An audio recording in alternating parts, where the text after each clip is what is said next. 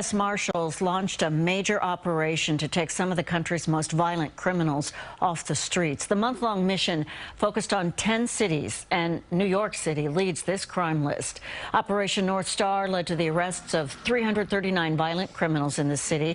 41 were wanted for homicide or attempted murder, 109 for robbery, 84 for aggravated assault, and 23 for sexual assault. CBS 2's Marcia Kramer joining us now in the studio with the impact of this on the city. Marcia.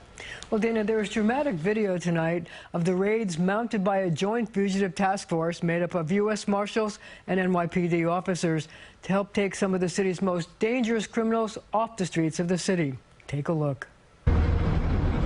The operation began just after dawn. Members of the Joint Federal City Fugitive Task Force drove to the Bronx on the hunt for one of the city's most violent criminals. Surprise of the essence as they walked up the stairs of a Soundview apartment house.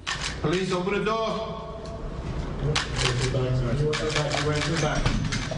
They drilled the lock. There was screaming.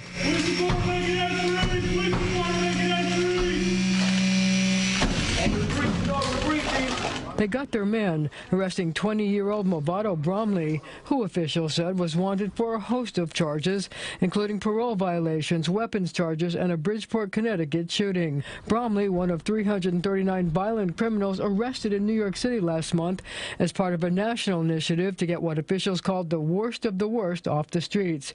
The task force initially focused on fugitives in the Bronx and Upper Manhattan, but then expanded their actions.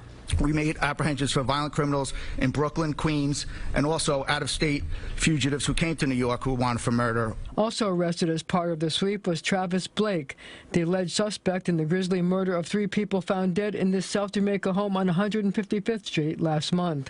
This is about targeted, intelligence-driven crime fighting. And above all else, again, it's about consequences. If you commit a violent felony in our city, we will find you. We will arrest you, and we will build a case to prosecute you to the fullest extent of the law. The actions come as Mayor Adams and the police commissioner have been dealing with a stunning wave of violence. More than 50 people shot over the July 4th weekend. The police commissioner sought to reassure New Yorkers that while shooting soared, the NYPD was not sitting idly by. 5 homicides over the weekend have already been closed out with arrests.